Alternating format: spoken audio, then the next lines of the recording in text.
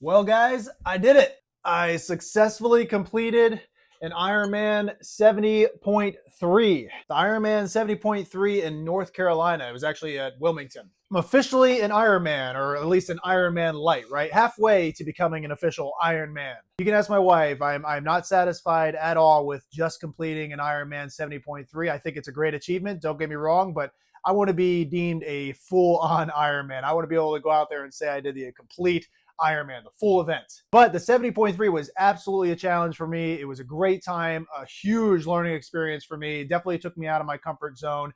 And for all you guys out there that have been following my training and showing me all that support for the last 3 months, thank you very much. And I'm making this video as a recap for you guys, just to kind of let you know what happened during the weekend of the event. This was only a couple days ago for me, and some of the lessons that I've learned and what my plans are now moving forward. So it's only been a couple days since the race. I wanted to make this video as soon as I felt ready to do it so that I didn't forget anything. I've been able to stew on what happened during the race and the event a little bit, and now I feel like I'm ready to be able to give you guys some information that might be valuable to you if you are somebody who's looking at completing an Ironman 70.3.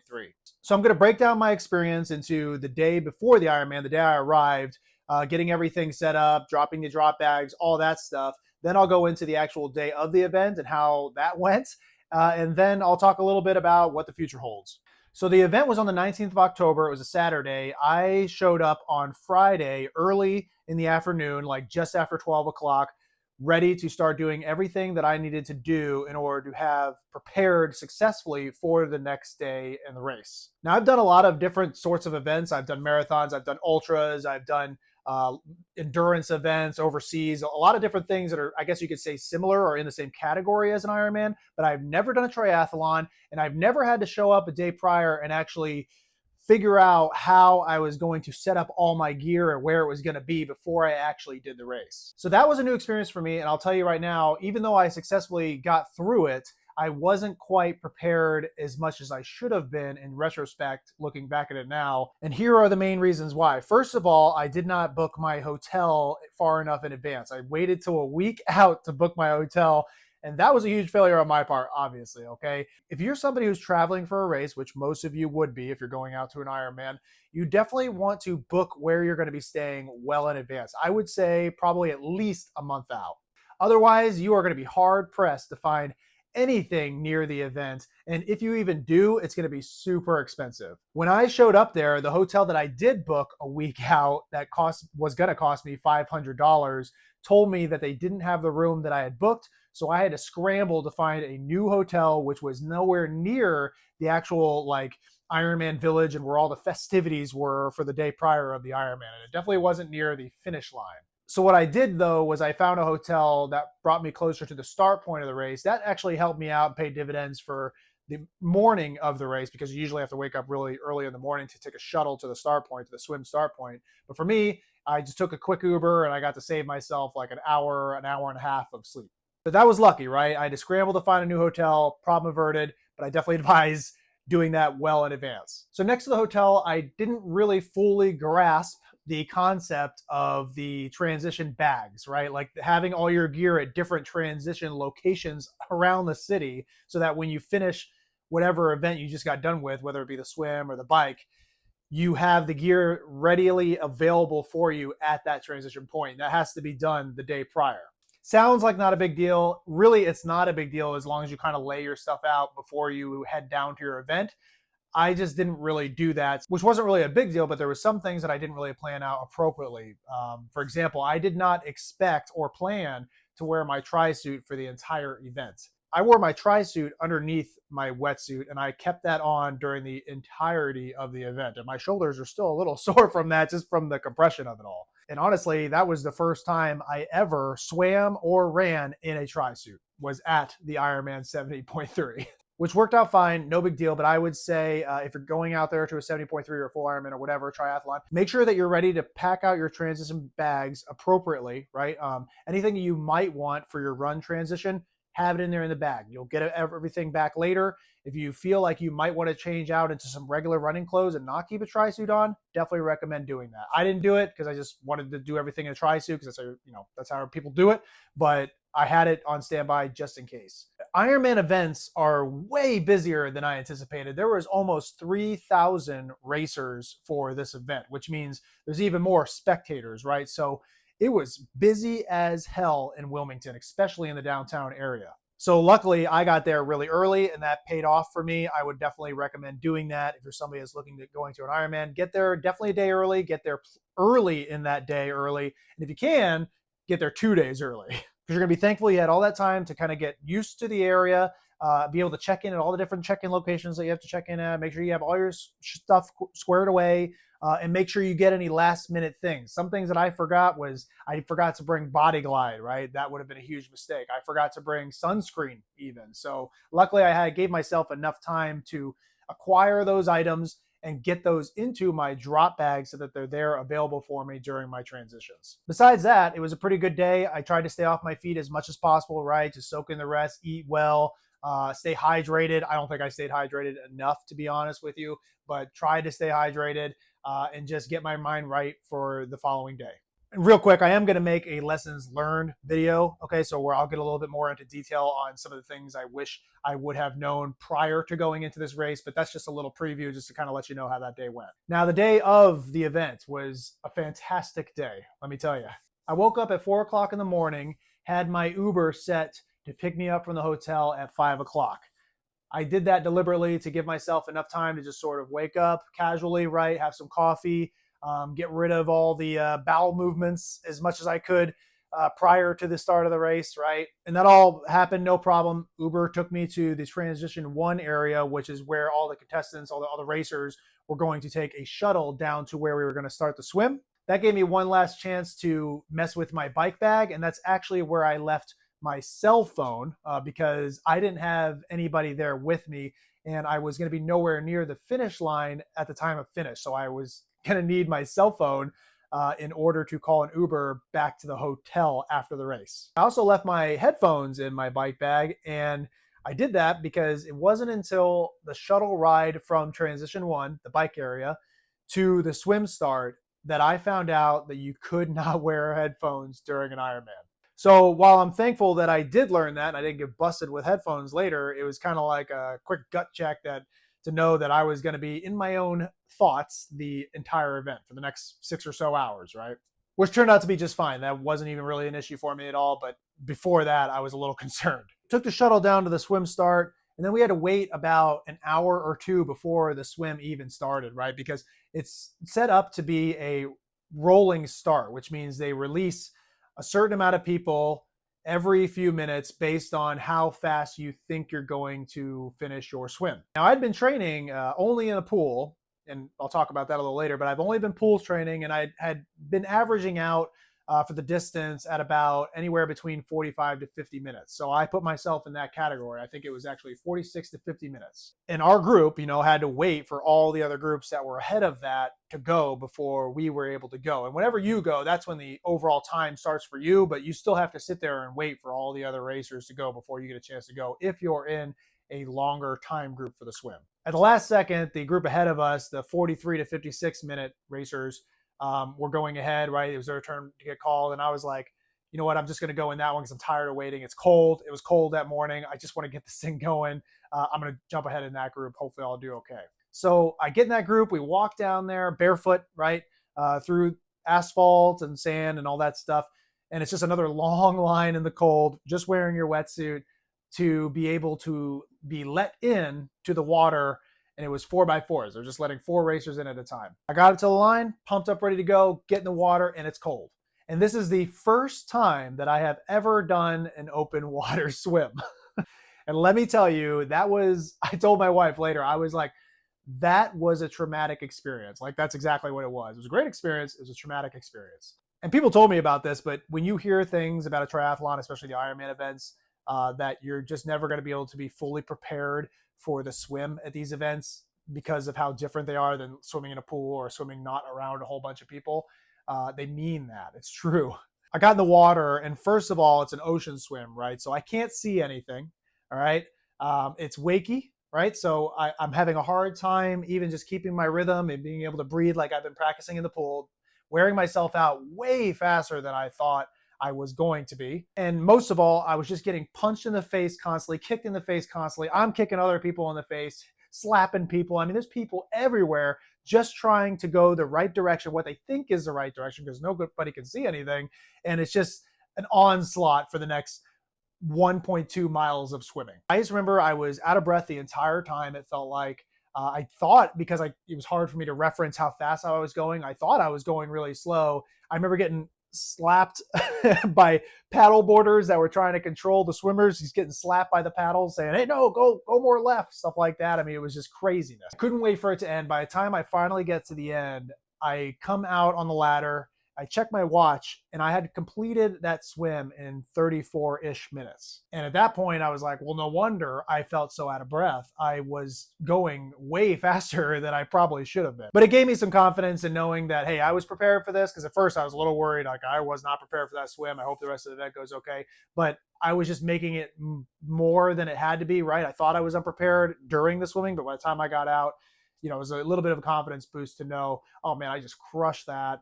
Let's keep going. I'm going to keep crushing this. All right, so I'm done with the swim, and it's about a quarter-mile transition or leg from the swim endpoint to where the bike transition area is, to where the bike start is. So you're just jogging it out in your wetsuit for the next quarter mile. Now at the transition, I had never really trained up transitions either. I just kind of winged it, and it really was fine. It didn't hurt me too bad as far as time went, I guess, really, because I was just trying to finish the event anyway, not a big deal. But I think my first transition took me about 15 minutes, which was fine. I think I got out of the wetsuit just fine. I think I got everything I needed with the bike set up, no problem. Everything went pretty well. I just wasn't too much in a rush. And also, that was my time to use the bathroom. And I had to use the bathroom, especially since I had just got done drinking way too much salt water during the swim.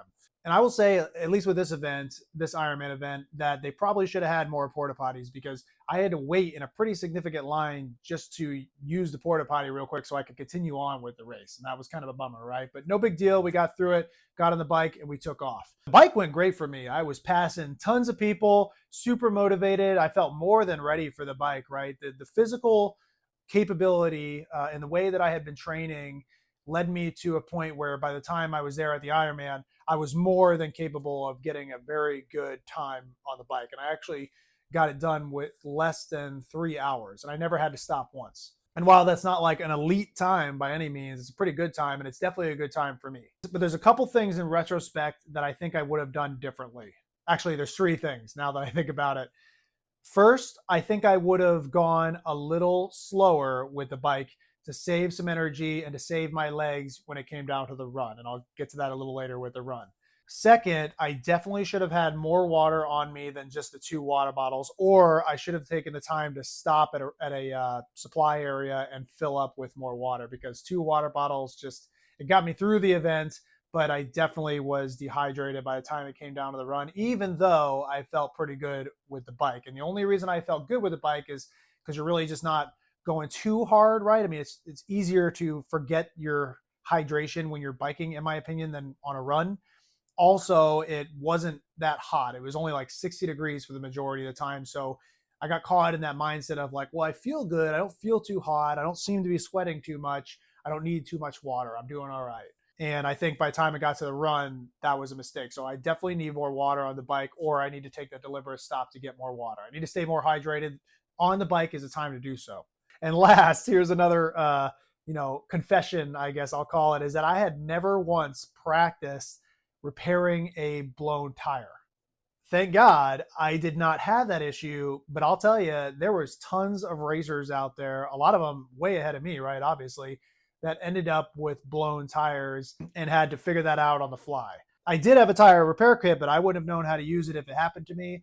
I would have had to hopefully be able to YouTube or get help from one of the support staff if they were even around the area where I would have blown a tire. So thank God that didn't happen to me. But I will definitely make sure that I practice that once or twice before going into the full Ironman and ensure that I know how to do that, because I feel like there's a decent chance of that happening to you, especially when you're out there going for, in this case, it was 56 miles and it was all across the city. There was plenty of bumps, plenty of debris everywhere. I'm going to call it like the Trail of Tears, man. There was stuff all over the place. People were dropping stuff off their bikes, water bottles, clothes, even glasses. There were all sorts of things that you could have ran over, railroad tracks, everything that you ran over that the chances of blowing a tire was pretty high, I'd say.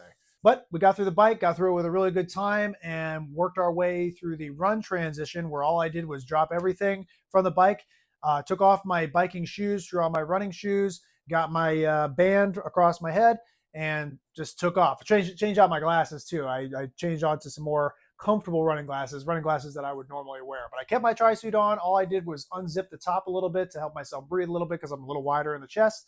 And that actually worked out just fine. And also, I almost forgot, I made sure to put some Body Glide, reapply Body Glide on my nipples and on this area, and that paid huge dividends for me when running with a tri-suit, especially as somebody who had never run in a tri-suit before. So I start running, and I'm feeling really good for about the first 2 miles, right? I'm keeping like a 7:15 to 7:30 pace. On the website, it says that I was doing like a 10-minute pace. I think like the start point was not exactly where a lot of the racers thought it was, because if you look a lot of racers' time, like their first mile was a lot slower than the rest. So when I was there, I was walking it out a little bit until where I thought the start point was, just to sort of catch my breath and stuff. But when I looked at my watch, I was going about 7:15 to 7:30 for the first mile and a half. So feeling really good at the beginning. Once I got to about mile 3 or 4, that's when the suffering began. And I want to say it was just an absolute like slog fest for the rest of the half marathon. Doable, just more suffering than need be. And that's because I think I did not do enough brick workouts during my train up, or at least not as many as I probably should have, because I just thought, well, I'm a runner, I'll be okay. I've got the endurance built up. And I was okay, right? But I think I could have been better trained up. And also, I think I went a little too hard with the bike because I had some cramping in the quads that was acting up on me. It forced me to stop a few times really, to stop and stretch.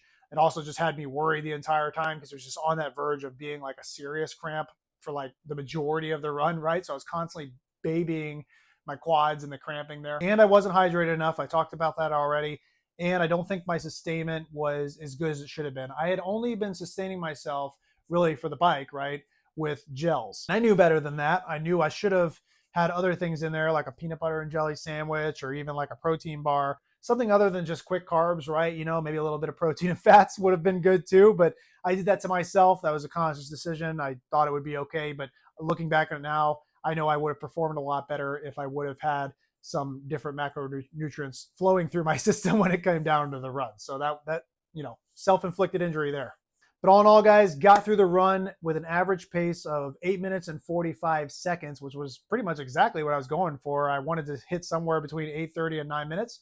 So that was perfect. And then I finished the race in just under 6 hours. That was also awesome for me because I was hoping in my mind to hit around 6 hours. That was kind of like, I knew that was a good goal for me. I really just wanted to be able to finish it, right? I'm not trying to go out there and win the thing. There's people that do this for a living. I'm not that person. But going forward now, going into a full Ironman, I'm going to approach it a little differently. I'm going to have to really think about the distance aspect, right? I can't just be blowing it out on the bike just because I feel good, okay? I have to make sure that I pace myself appropriately and make sure that I'm not using too much energy at any given time where it's going to make me suffer on the back end, right? I can't do that. I also really need to take my sustainment more seriously, like as serious as I possibly can, because that could have bit me in the ass in this one. Luckily, I think I have some like endurance experience, so my body put up with it. But if I'm going to do this twice in a row, definitely can't leave that to chance. I have to take it seriously. And lastly, I would say my wife, Mrs. Gritty, was definitely supposed to come out to this event. But when I was looking at it, and I'd never been to an Ironman before, I didn't really know what to expect. When I was looking at it online and kind of getting like, the down and dirty on it from the website, it didn't seem to me like she was going to have a whole lot of opportunities to spectate or to get content or to cheer for me or anything. I just wasn't sure, right? I didn't want her just sitting there at the finish line for 6 hours if she didn't have to. Plus, she already had like things to do that day, and I was kind of taking her away from that. So I told her not to worry about it. I said, I'll see you later that day. You can come spend the night during recovery, and we'll talk about it. We'll hang out and we'll celebrate and all that stuff, which we did do. It was a great time. But I will say for a full Ironman, I'm going to need her support.